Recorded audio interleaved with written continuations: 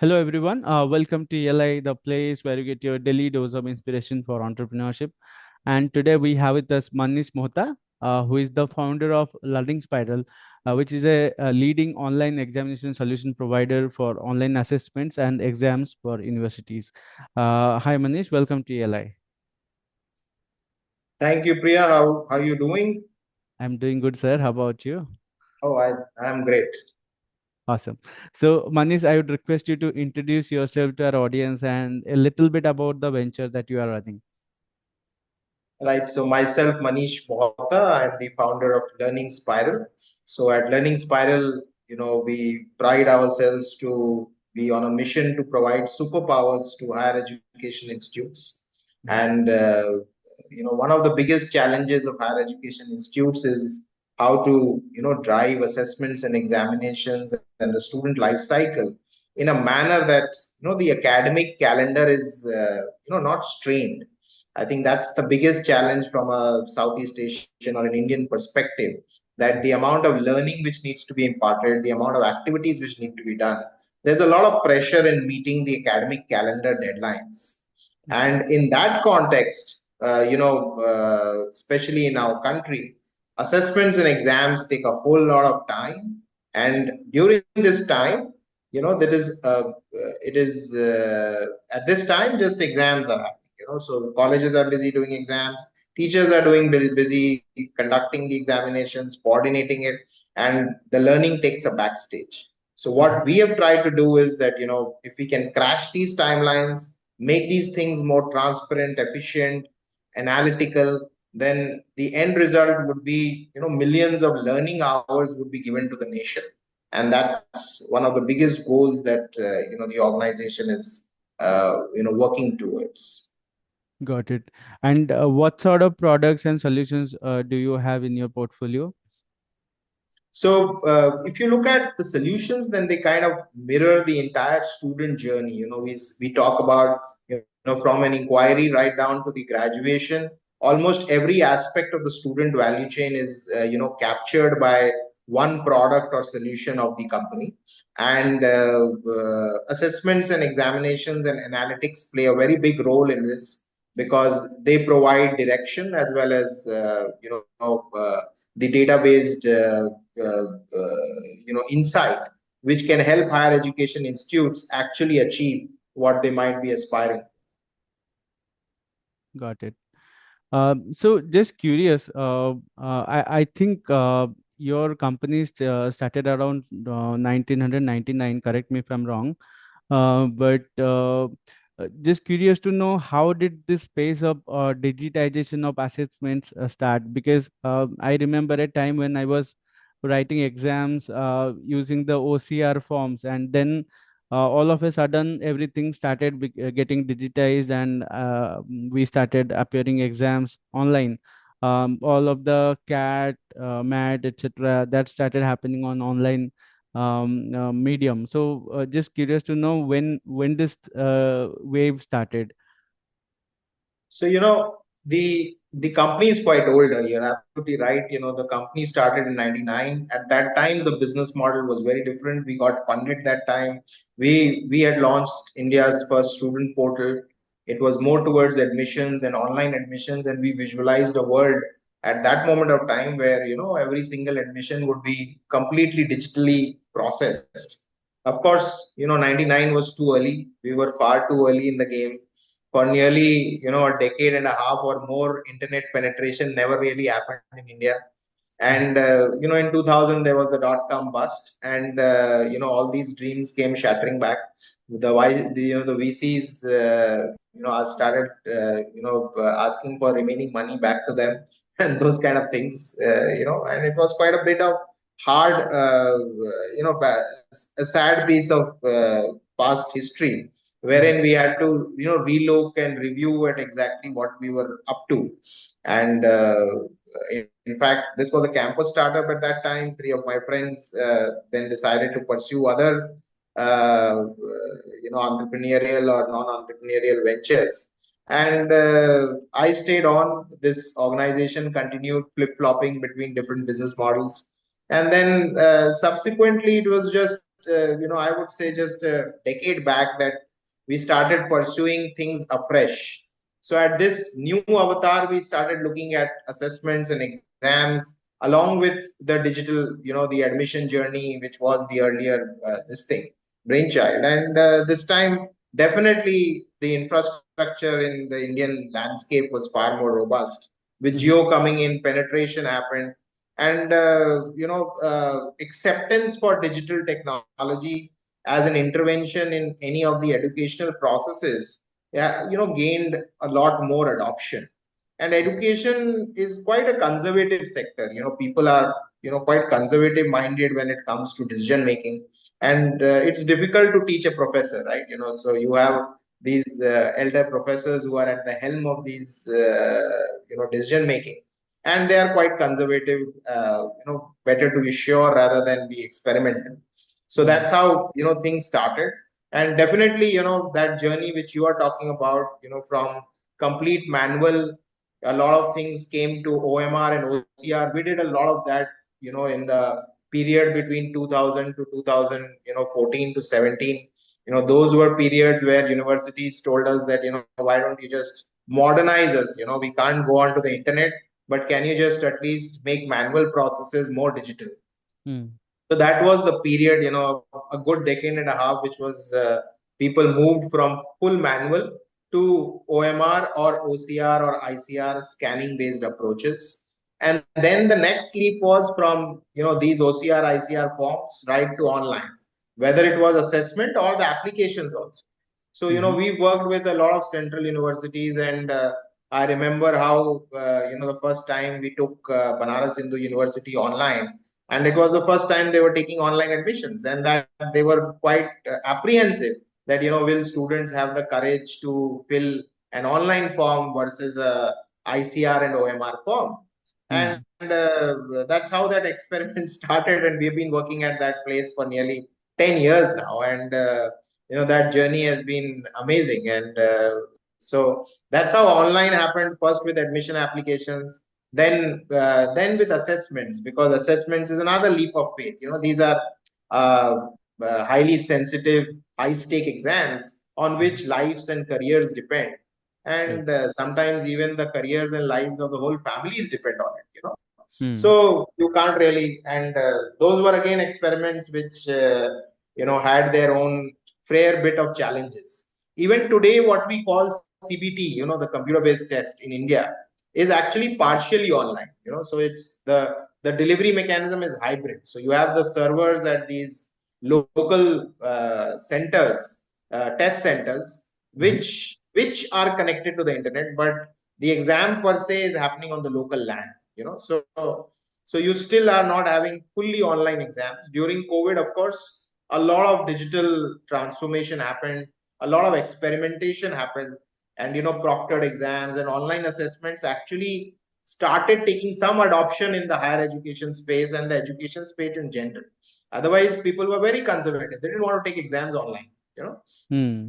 that was, I think, the turning point wherein assessments and exams took a leapfrog, and people started saying that, okay, yes, we could also have reliable assessments done on the internet, and proctoring in all its formats and avatars started taking roots, whether it was corporate or with education or higher education. And thankfully, being a little pioneering and experimental, we had solutions ready even beforehand. And we were agnostic to the solution that you chose. So we've always maintained that you can choose the methodology of assessment, you can choose what mode you want to conduct the exam in, and accordingly the solution can be used. And the commercials were not linked to it, as a result of which we actually, the COVID time, we saw a gain in, of course, revenues, like a lot of edtechs, B2B edtechs. But even after the COVID was over, we did not see a fall down. So that was very different. We found that a lot of people went hybrid, but because our commercial models were agnostic to what technology you were using, Mm-hmm. so we continued to see a big growth trajectory even post COVID. So there was no downfall after the COVID. Okay. And even with our subjective exams, we talk about the pen and paper exams. So there Mm-hmm. is a lot of tech which goes behind the pen and paper exams these days. So whether it is a question paper distribution, whether it is the creation of the question papers, and whether it is the logistics of of the distribution of the booklets and collection of it, and finally the evaluation. So today evaluation of these subjective answer scripts is also happening online. And Wow. what happens is that the entire answer booklet is scanned, and the evaluation happens on the scanned answer booklets, so that it can be shared back to the students for feedback. Plus, now for the first time, there is a quality control layer on how the teachers are evaluating these subjective answer booklets. So you are having proctoring on the reverse side. So you have a teacher checking the answer booklet from homes, but he is having his photographs and video stream is being checked, so that we make sure that it is the teacher who is sitting and doing the evaluation. It's not his nephew or some relative who's doing Hmm. it. All of those problems which used to plague our country's evaluation mechanism of subjective answer booklets, that is being solved using technology. And because of that, definitely, the fairness in evaluation, there's anonymity of the student, so the teacher doesn't know whose answer booklet he's checking. Hmm. So that all of these things, plus how much time he's spending on the booklet, he can't just spend 2 minutes and give some average mark and get away with it. So Right. we know exactly how much time he spent on the booklet, on each page, whether he has seen the page or not seen the page. So a lot of the quality controls have fallen in place, which is really required when you are checking millions of answer booklets. You need that quality control to be there. They are blind answer booklets. So you have a pre-checked answer booklet which goes to a teacher, and now I know exactly that if he's going to evaluate it wrongly, I know there is going to be a big variation in marks, and I can immediately catch the professor and tell him that something wrong with your evaluation. Maybe you should review. And that has seen a sea change, and we are a lot of school boards have started adopting. Last year, Haryana school board has adopted this mechanism. So even school board exams are now moving fully digital, in terms of evaluation and everything. So that's been the journey in terms of how we have progressed from manual days wherein nothing was there online, to today where even a pen and paper exam has a lot of online tech going behind it. Wow. I think this is really interesting, and I don't know if the state boards have adopted this, but yeah, sounds like this is going to be a big leap forward in the process of examinations.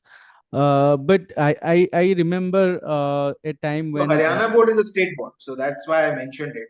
So it's the state boards we have started. In fact, there was a conference, the annual All India Board Conference, which was just held a month back, and they unanimously have resolved that every board would be making an attempt to adopt this technology because of the amazing results which Haryana board has. interesting. Uh, I remember a time when what used to happen. I was filling out form for the JE exams, and due to a lot of traffic into the server used to crash. And then I also remember a time when I was appearing a banking exam, but there was a heavy thunderstorm. There was a breakdown of the entire electricity network, and the computers were switched off in between during the exam. We had to appear the exam once again after a month or so. So that was a time when the infrastructure was not there, and I think you rightly mentioned around 2016 and 17 the geo revolution came, and that's why a lot of things changed. So I was just curious to know if you have in your venture, if you have faced such breakdowns or overflow of traffic, any such issues where you couldn't handle the scale, or there were issues with the security and those sort of things. So positively, scale and peaking load is a bigger issue in the domain that I work in, because uh, you talked about admission applications. So we also work with Public Service Commission, for example, Tamil Nadu Public Service Commission. We are working there for since last 6 to 7 years. And for their group 4 notification, which is like some 8,000 to 9,000 vacancies, they receive close to 25 lakh to 30 lakh applications. So that's 3 million applications coming in. And somehow everybody is waiting for the last day, So literally half of it comes in the last 2 days. So you get 1.5 million applications in the last 2 days, and close to half a million applications comes in the last hour. So that's the kind of peaking scale up load which happens in this domain. And it is Mm, crazy. Even at the best of times, you need to be really robust and well prepared for this. Today definitely we are able to handle it in a very very nice manner. But when we started off, the first time we started the online application for Banaras Hindu University, things weren't that rosy. mm, AWS had just entered India. We were amongst its first customers. We were amongst their first partners, and things weren't as streamlined as that. Plus, we weren't able to predict. For example, at that place, they used to get 200,000 or 2 lakh forms manually. They were physical forms. So they told us, maybe we'll go online, so you will get 2.5 or 3. Actually, we got 6.5. So when you get 6.5 lakh and you were prepared for 3, so definitely there were a lot of challenges, and it was only thanks to the cloud and being with AWS, we were able to do a lot of scale up at last moment. And I think the cloud technology has helped in this field of education and these applications and assessments, which see huge peaking load. So today, whether it is 100,000 proctored exams, or whether it is half a million applications coming in the last hour, we are able to meet this challenge in a proper and smooth manner. But definitely the journey to this smoothness was not smooth. It's fair enough of hiccups. understood. Uh, just curious to know a little bit about the business side of it. Things like how do you generate leads for your software? How do you get in touch with the universities, and how much time does it take to convince them to use your solution? And how much budget do they have allocated for these sort of things? Can you tell something around it? So definitely my area is far more niche than a lot of other regular businesses. Uh, Plus, there is a premium attached to trust, security, and past experience, because it's a high stake exams and high stake assessments is a domain which needs to be tread carefully. And to that extent, the brand and reputation of the vendor, in terms of the clientele which he has had, the repeat clientele which he has had, as a proxy for the kind of quality of service and the kind of reliability that we enjoy with our clients. So to that extent, our customer base is definitely more keen to look at these aspects and is ready to pay a premium for that trust and reliability and security, because they can go back home and sleep properly. As a controller of exam, they know that their data is safe, everything is in the right hands. So from that perspective, definitely we are blessed to be in this niche domain. Having said that, we have always been on a usage based model. So business has flowed based on volumes and usage. In terms of conversion of leads to this thing, to the actual customer, so definitely there is a digital outreach today, and that digital outreach ends up leading to some demos, etc., and demonstrations. But a lot of role is played by referrals, Mm-hmm. and our old customers who are happy with our services, they talk to their friends and colleagues in the space, and as a result of that, that referral business gives us a lot of strength. And I think a bunch that also converts faster as compared to a lead which comes which is generated through the digital outreach. that takes a lot more time for us to mature and convert, because trust building takes a lot of time. And the first thing that you're selling is the trust, because he needs to first trust you as an organization, as a human being, and then he will start evaluating a product, because most of these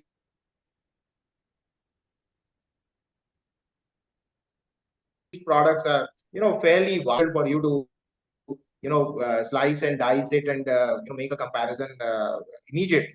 But so you rely more on developing the trust, then demonstrating it using a pilot or something, and then finally having a full-fledged project ongoing. So that's the usual journey which customers take with us.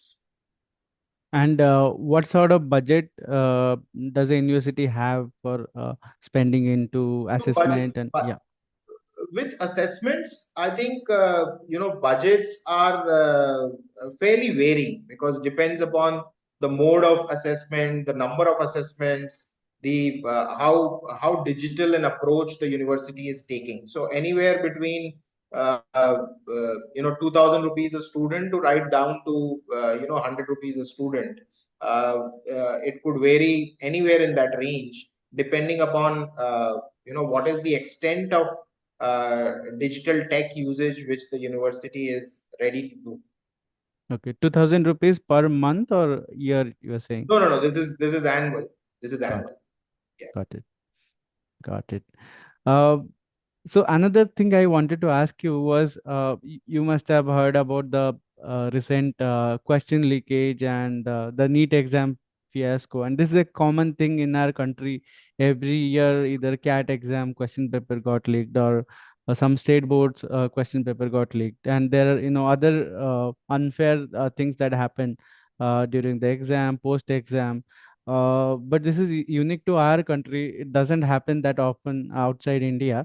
So I just wanted to know, what are the technological guardrails, or what other things that you are developing or is getting developed in the industry to prevent these sort of things from happening.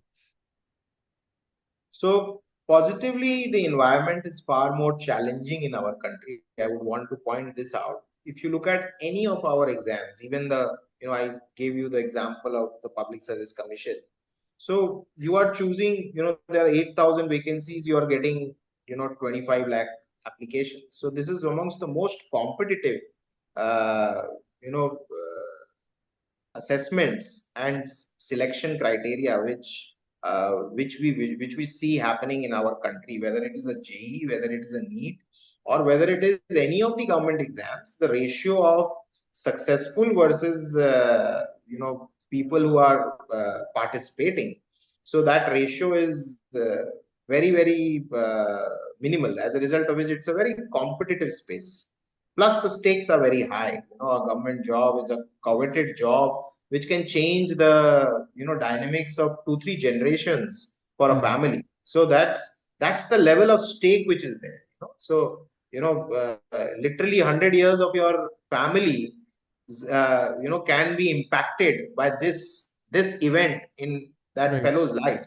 So Yeah. that's a very different dynamic as compared to some of the comparison set that we talk about in other countries. So other countries, that's not the level of competition which exists. So Hmm. definitely when stakes become so high, then it tweaks human behavior in different ways. So definitely, as I was saying, that challenges in our country is more, and to that extent, we need to be more tech savvy rather than less. Hmm. Solutions for a lot of these problems exist. So whether it is question paper, we were talking about question paper. So a lot of our university clients have started using digital means of question generation, compilation, so that the question paper is created on the fly by the software. So not even one teacher is aware of exactly what questions exist in the paper. So Hmm. which is a sea change from earlier practice, wherein maybe you will make 2 sets of papers, but then the author of those question papers do know those questions in the first place. So starting from there, where the software is generating the question paper, and then it is only getting moderated. So once the moderation is done, you are having moderated question papers, out of which on the D day the paper can be sent. Now a lot of the university exams, the papers are printed at site now. So that means at the center, an hour before the question paper is printed. So the logistics, because almost all paper leakages happen during the logistics. That Hmm. is between the printing house to the center, you know, because printing itself is taking place nearly a month before, because to provide for the logistics to happen. So now Hmm. you are giving 1 month period for all the miscreants in the society. You are giving them that much extra time. As Hmm. compared to that, if you have a digital transmission, then you are giving them, just 1 hour to figure out everything. So that becomes far more difficult to execute. Apart from the fact that now you are even the 1 hour before it is in an encrypted format, half an hour before the key is being given. So you are just getting few minutes for you to be able to do something funny, and that is also traceable. Everybody knows that it will get traced. So people don't want to attempt funny things. So definitely the tech exists. Now to use this tech, you need to adopt it, pilot it, and then gradually scale it up. So Hmm. that's something where which only organizations which own the whole channel of this execution can do it. And so one of the reasons which I think the neat fiasco happened was that you created a body which is the NTA, and the NTA body was not fairly robust, in the sense that it was doing the same business practices which the earlier CBSE board used to. CBSE board hired some vendors, and these vendors did every component. NTA hired some vendors and did every component. Hmm. The team which existed in NTA was also kind of temporary, etc. So you did not create the structure of the body in a different manner. As compared to that, if I look at a university, you have permanent staff, you have a vision that in the next 2 3 years I want to improve the situation. So Hmm. that plays a big role in adoption of technology, so that because you need to do it over a period of time for it to become stable and production ready. And Hmm. definitely that's something which a stable body can do better as compared to a bare bones body. Right. And is there any role of AI? AI being leveraged in this whole process? Because I'm assuming you mentioned the software generates the question in real time. That is one use case of AI, I'm sure. But where all is AI being already used, or you are thinking to use? For example, one example I can think of is the question paper evaluation. Sorry, the answer paper evaluation can be done using AI, especially those subjective papers. So similarly, what all use cases of AI do you have in the entire process of assessments? Right, so you almost mirroring the kind of vision that we have. And definitely there are a lot of touch points at which AI can be used, starting from the help desk. So the help desk is where these millions of applicants or students actually reach out to, and a lot of times they are not really responded to all that well, because the number of volume of applicants is so large. So as a result of that, these bodies do a very shoddy job at being able to adequately inform the student in proper time.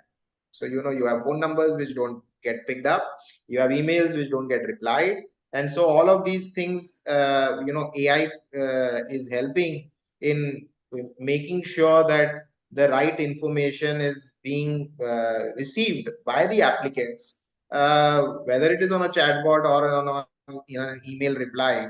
That's happening right now. So that's something which becomes a big relief because at least a whole bunch of information dissemination, which because nobody reads the prospectus. I mean, nobody reads the manual. This is a fact, and they reach out and they are expecting it to be resolved. So that's something which is human behavior, and we need to do that. So that's where I think AI has started playing a role. When it comes to assessments, definitely creating questions out of the syllabus, not moving out of the syllabus. Within those guardrails and boundaries, you need to create question sets of different difficulty levels, for different marking schemes. So again, this is a job which AI is able to take that burden, and Mhm. then the questions themselves are getting moderated by an expert panel. So it's not getting created, but only getting moderated. As a result of that, a lot of the drudgery goes out of the job. Plus, a lot of questions are modifications of good questions. So, that modification AI is able to do. For Mhm. example, you have the same concept, but numbers will change. Mhm. Diagrams will change, numbers will change, just a different format, a variation. So, Mhm. again, this variation is easy for an AI algorithm to do, which otherwise some teacher would be doing it. So, these kind of things in question paper creation is already happening using AI. And then subsequently, when the paper is getting evaluated, short answers, again AI is able to do a good job. Long answers are definitely more challenging. Handwritten long answers, a tad more challenging, because you need to also read the handwriting first and then make sense of it and then grade it. So I don't think we are yet at foolproof grading based on AI, suitable enough for high stake exams. But definitely we are, I think we will be quite close to giving suggestive grades. So a lot of work is happening on that realm, that can we provide suggestive grades, or can we add a QC layer using AI. So that's something which again is being done. Plus a lot of formative assessments, because you need to, not just the high stake exams, you also need to do a lot of formative assessments to check whether learning outcomes are being actually met. And the national education policy, or the NEP, talks a lot about learning outcomes and analytics. These are Mhm. again two big areas where AI can help in a very big way. And we are we have started taking baby steps in that sense, I would say, and yet to see what the future holds. Got it. Well, I think we are almost at the end of the session. Just one last question before we wrap up. Tell us, what is the meaning of entrepreneurship for you? How would you define the term entrepreneur, based on the 20-25 years experience you have as an entrepreneur? So I think as an entrepreneur, you are creating lives, impacting lives, and creating value for a large number of people, And when we look at a venture or as a business, at least for me, apart from the fact that, okay, how much money can be made and how much profits it could be, that is one aspect of entrepreneurship. But I also want to see that how much impact can, whether for the people who are working in the organization, or for the the public at large, or the clients at large, what kind of impact you will make on the world. That I think is going to drive you, and Mhm. that drive is going to be very, very crucial, because when you start up, things are not rosy. It's a long Mhm. journey, and that long journey might not have money from day one. Right. So so that's not going to drive you. So I think for entrepreneurship, for me, I think it's creating this impact at a large scale, affecting a lot of lives, both my team members as well as the clients and customers. I think that's what the whole joy is about, of being able to create this. Got it. Well, thanks for joining us, Manish. It was a pleasure to have you on our platform, and we got to learn a lot of things from you around the space of assessments and technology for education. Thanks again, and I wish the best for the venture that you are building. Thank you, Priyaranjan. It was amazing talking to you, and I'm so happy you chose me to be a part of this episode of yours. Thank you, Manish. Have a good day. Thank you. Bye bye.